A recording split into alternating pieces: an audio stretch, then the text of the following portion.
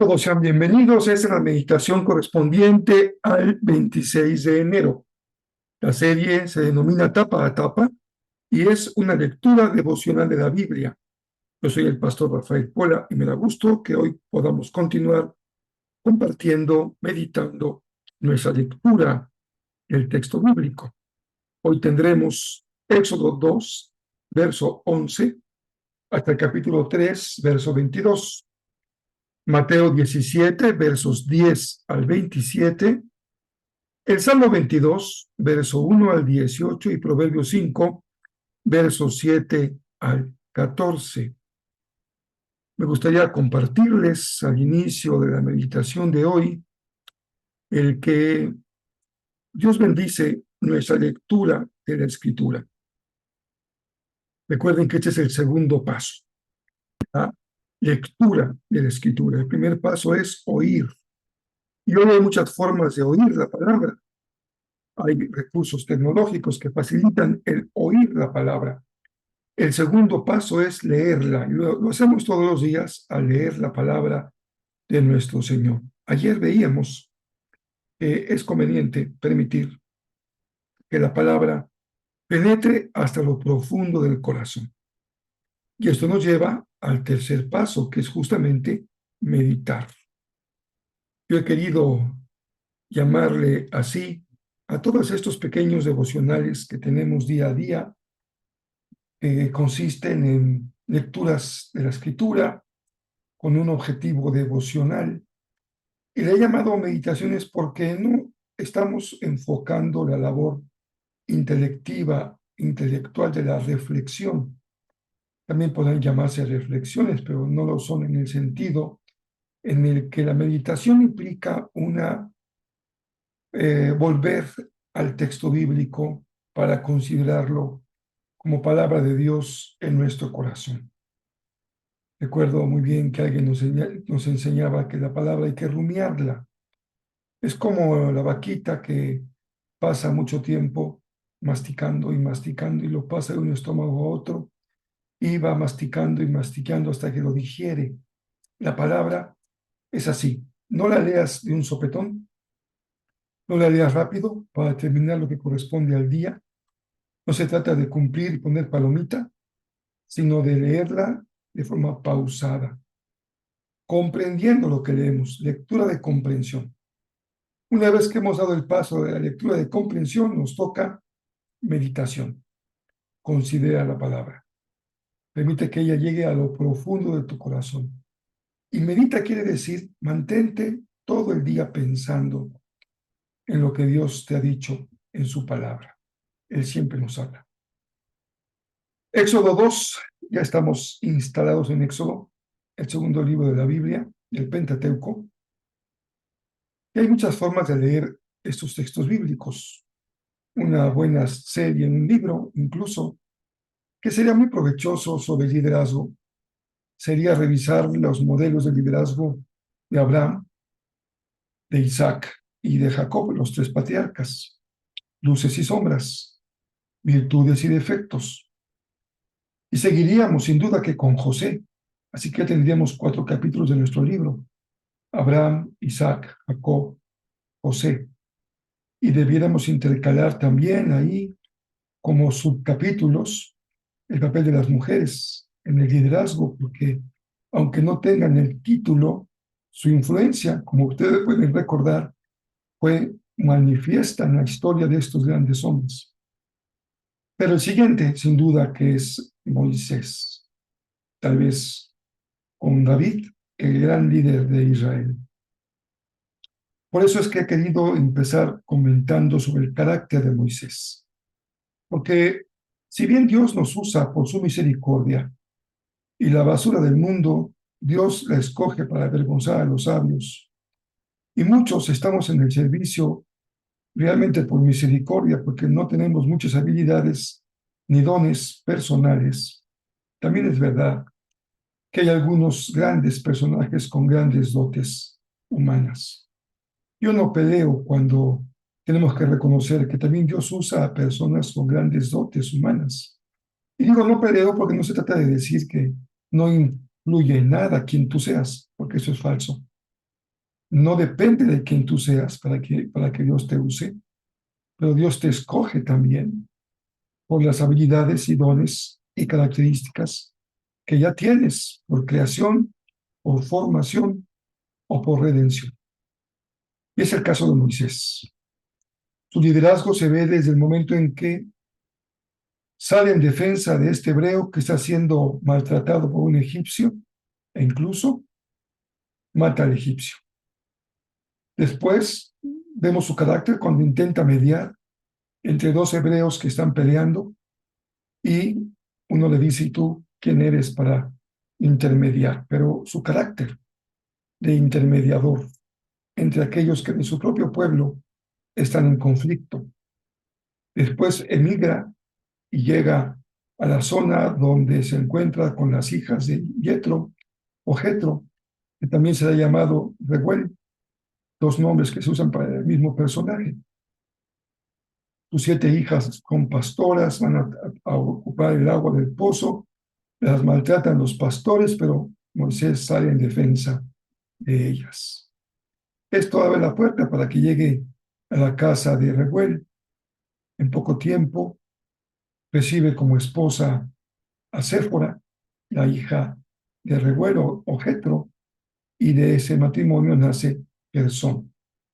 Así que ya lo encontramos lejos del palacio, lejos de su formación como hijo de la princesa del faraón, y ya está como un pastor en esta familia que le ha dado cobijo y llega hasta el Sinaí.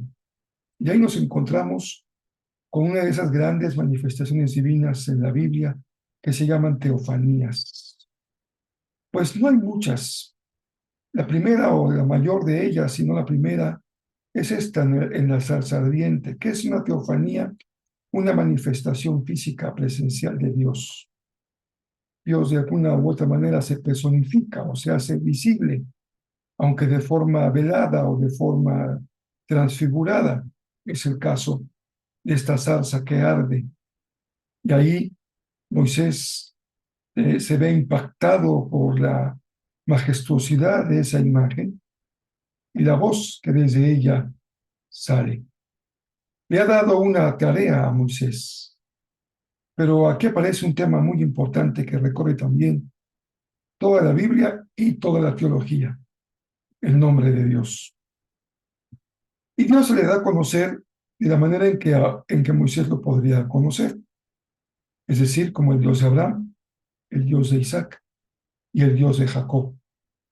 Pero este es un nombre histórico, un nombre asociado a la historia del pueblo, un nombre asociado a 3 personajes que vivieron su fe, cada uno de forma particular o peculiar, pero Dios era el Dios de cada uno de ellos.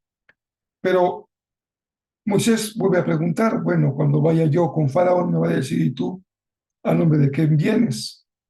Y después recibirá la misma pregunta del pueblo, bueno, si tú a nombre de qué Dios vienes. Recuerden que estamos aquí casi al origen de la revelación. El conocimiento de Dios del pueblo es prácticamente mínimo y no exagero sin decir que sería nulo.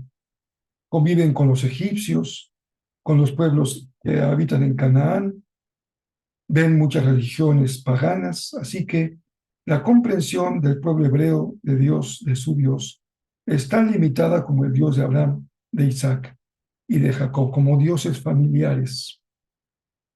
Pero aquí da un vuelco tremendo la historia porque la pregunta de Moisés al Señor ha despertado también una gran labor de reflexión teológica y doctrinal. El Señor le dice, una vez más, soy el Dios de tus padres. pero también usa la expresión yo soy Yahvé. Y sabemos que esa misma expresión ha sido también objeto de mucha análisis y discusión, y al español se ha traducido como Jehová. Así que ese es el, déjeme decirlo así, sería el único nombre de Dios. Hay muchas series de predicaciones que se llaman los nombres de Dios, pero pues Dios tiene un nombre. Las demás formas son expresiones que se usaron para referirse a Dios, pero el nombre que él mismo reveló fue Yahvé.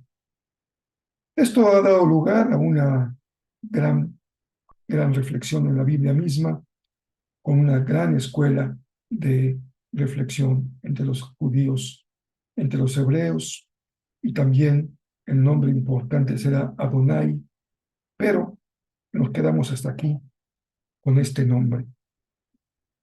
Dice el Señor, bueno, el faraón se va a negar y voy a tener que usar una mano poderosa. Ya en el resumen que vimos ayer, el autor de este trabajo, de este material, explica un poco la gran dificultad que tenemos para explicar por qué Dios endureció el corazón de Faraón.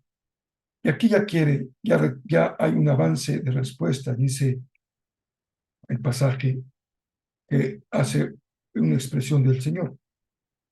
Faraón va a requerir una mano muy poderosa para que permita que sus esclavos pues salgan del territorio. El Señor había oído el clamor del pueblo, había oído la opresión y había visto la condición en la que se encontraba. De visitantes VIP, ¿se acuerdan? Persona sumamente importante con José. Así llegaron, les dieron buenas tierras, se presentaron ante el faraón, ante su corte, fueron bien recibidos como visitantes VIP. Ahora son escorias, son esclavos, son atormentados. La vida cambia, mis hermanos. A veces somos vistos como VIP y a veces como persona non grata. En los dos casos, tú debes estar seguro que el juicio de Dios, la comprensión de Dios y la concepción de Dios sobre ti mismo, esa no varía. Siempre eres su hijo. Si te portas bien, eres su hijo. Si te portas mal, sigues siendo su hijo. No tomes como excusa para portarte mal, que sigues siendo su hijo. Busca como Jesús. Ten en tu corazón el anhelo de agradar al Padre, de ser un hijo conforme al corazón del Padre. Éxodo. Pues vámonos a Mateo. Ahora reaparece el personaje que ayer se hizo presente en el monte de la transfiguración, Elías. Pero Elías sigue presente porque los judíos decían, no puede ser el Mesías, Jesús, porque aún falta porque venga Elías. La profecía advertía que antes del Mesías regresaría Elías, pero Jesús dice, bueno, ya regresó. En realidad, Juan el Bautista es el representante o el que está en lugar, o Elías mismo anunciando al Mesías. Terminando esta conversación, un hombre se acerca para pedirle a Jesús que vaya a atender a su hijo, cuyo condición física es terrible porque un demonio lo toma, lo arroja al suelo y está en peligro incluso de morir cuando cae cerca del fuego. El Señor se molesta mucho y veremos por qué, pero atiende al clamor del Padre y el joven es liberado de este demonio. ¿Por qué se enojó Jesús? Porque dice, bueno, ¿cómo es posible que ustedes no puedan hacerlo? Y los discípulos le dicen, Señor, ¿por qué no pudimos? Y Jesús nos da aquí una clave para ti y para mí. Una clave muy importante para nuestra vida. La fe. La fe es necesaria para liberar. ¿Te sientes oprimido? La fe. ¿Te sientes enfermo? La fe. ¿Te sientes excluido, rechazado, mal visto? La fe.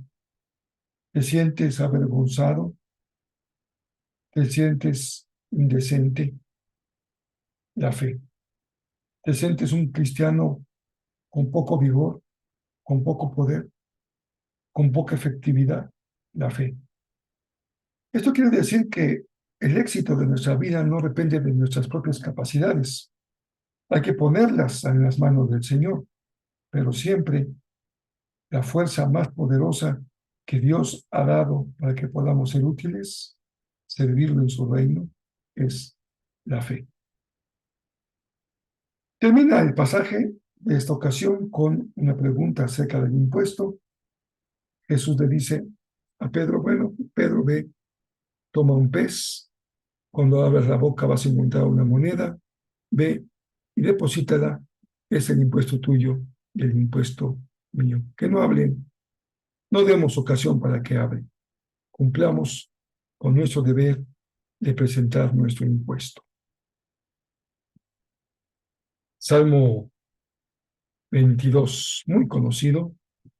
¿Por qué? Porque Salmo 22 es un salmo que leemos mucho en la semana de pasión, muerte y resurrección.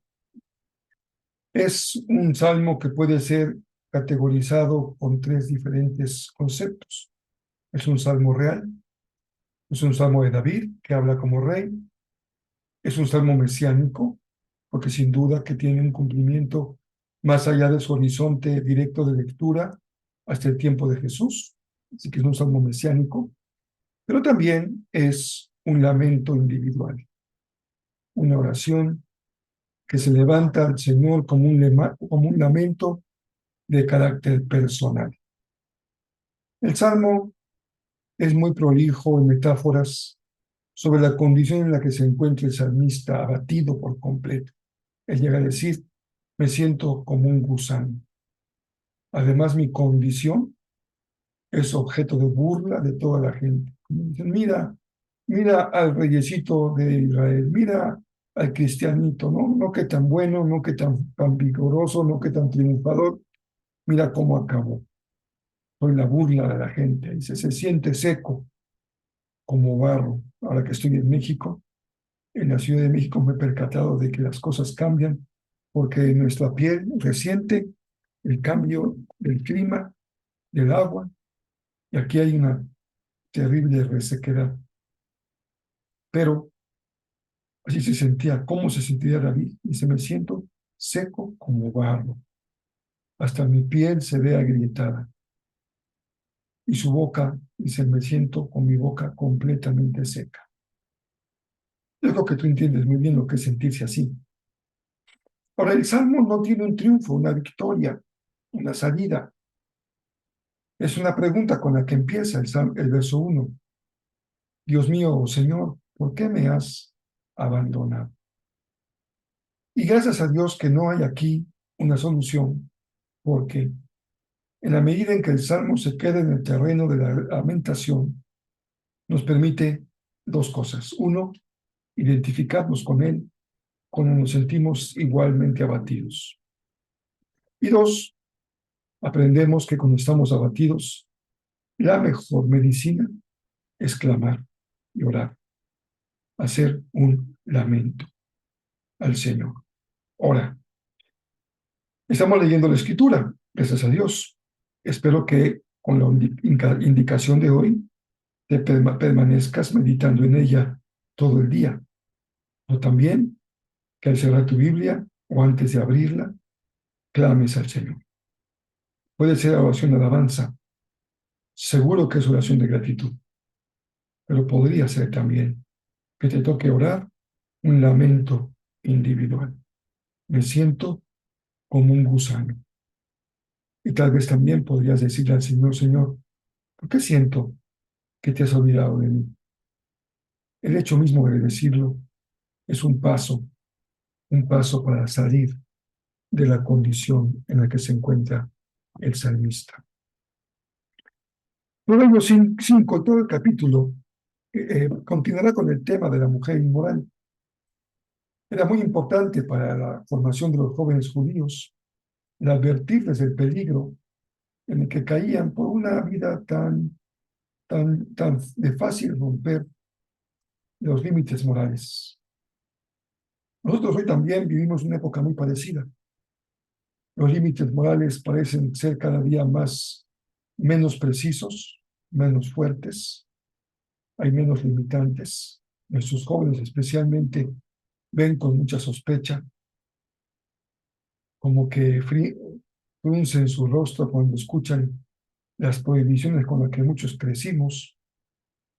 Algunos piensan que son muy inteligentes porque pueden darle vuelo a la hilacha, y entonces nuestros hijos y nietos pues andan en los santos, en las fiestas, en las reuniones, ya se echan su copita o a lo mejor un cigarrito por ahí, ya los vemos viviendo a, a todo lo que da, pensando que esa forma de crecer con muchos limitantes, con muchas restricciones, con muchas prohibiciones, era algo muy asfixiante que hizo que mucha juventud se alejara del pueblo de Dios y de la iglesia. Bueno, es cierto, nosotros hemos sido formados y crecimos en una cultura muy puritana, lo que se llama la famosa moral victoriana. Y como en el tiempo de los fariseos también era bastante hipócrita, bastante superficial y bastante establecido en reglas, en normas externas, que había que cumplirse por el mero hecho de cumplirse. Justamente eso es lo que dice Pablo a los romanos. Esa ley externa que nos decía lo que sí, lo que no, finalmente nos mostró algo, nuestra incapacidad para vivir conforme a la ley. Por eso necesitamos seguir a Jesús, para que su espíritu que more en nosotros haga que su palabra no venga de afuera, sino que su palabra esté en nosotros. Y aún así, la lucha permanece porque, aunque el espíritu esté en nosotros y nos lleva a la verdad, al bien, a la bondad, aún mantenemos una naturaleza humana, falible, incapaz, finita. Y la contienda, la lucha para que el bien prevalezca sobre el mal, nunca termina. Alguien me decía, pastor, ustedes los pastores ya están más allá del bien y del mal. Y yo me quedé muerto de risa porque en la medida en que más te acercas a Dios, más tus tentaciones van a crecer también. Es como ese boxeador que ya derrotó a todos los pequeñitos y le toca la pelea de campeonato y se va a enfrentar al peor enemigo. A más creces en tu vida espiritual, también son más grandes tus desafíos. No tengas miedo, no es para amenazarte, ni amenazar, ni para poner un panorama terrorífico, pero comprendamos que la palabra también nos enseña los límites, el no, el rechazar aquel canto de sirena que nos lleva al camino de la inmoralidad.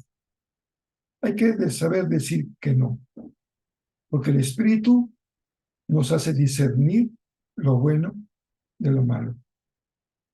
Ahora bien, digamos una última cosa en relación con el pasaje de Proverbios, y este consiste en el tipo de sabiduría que tiene Proverbios. Si tú me has acompañado durante los muchísimas meditaciones de Proverbios, porque de hecho recorrimos todo el libro completo, recuerden que la sabiduría práctica siempre se enfoca, es una característica en las consecuencias. No es tanto la discusión, la reflexión sobre si esto es bueno o malo, sino el hecho de mostrar que tomar este camino tendrá una consecuencia. El enfoque es práctico. Si yo tomo el camino correcto, habrá una consecuencia. Si tomo el camino equivocado, habrá una consecuencia.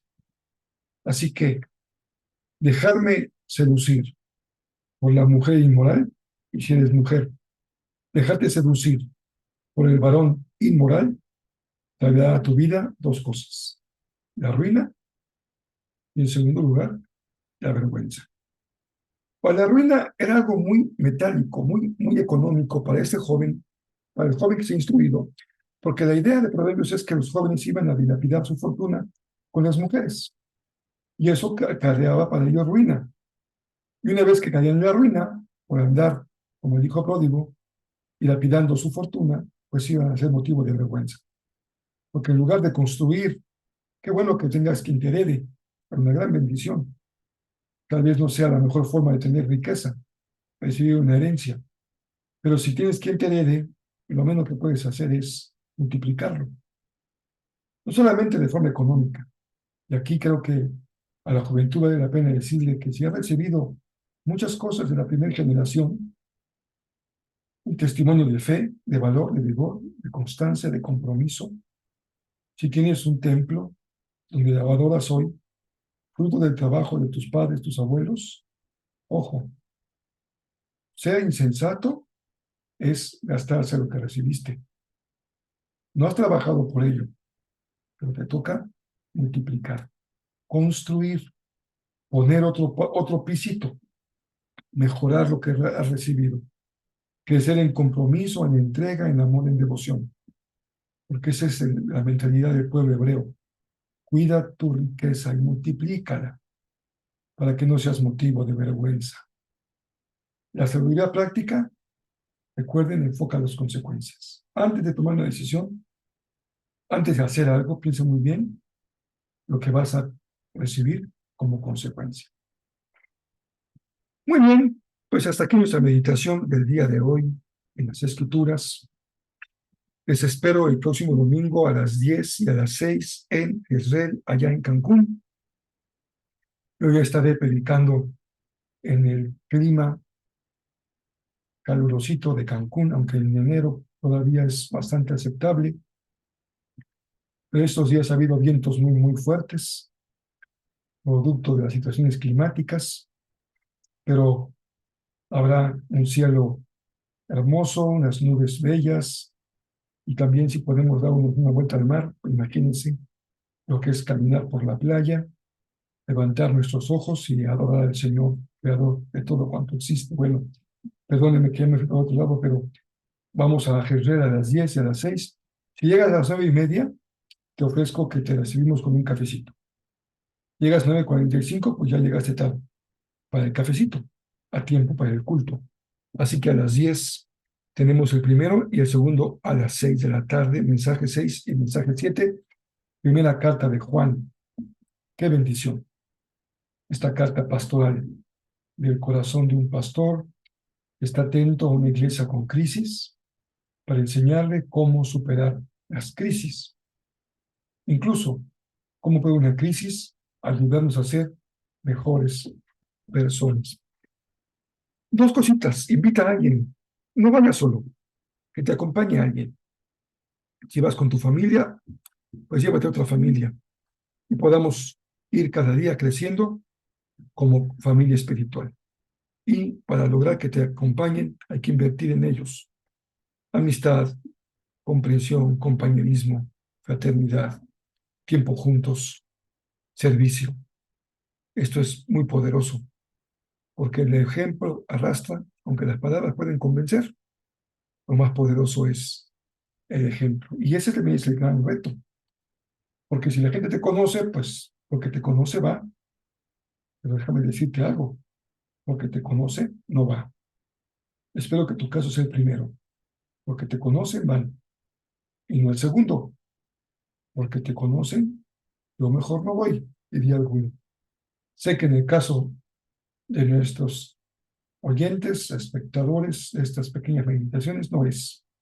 Sé que son un instrumento útil en las manos del Señor. Finalmente, te invito a que nos acompañes también allá en Jezreel el 17 de febrero a las 7 de la noche o tarde para el concierto Amor sin Condición.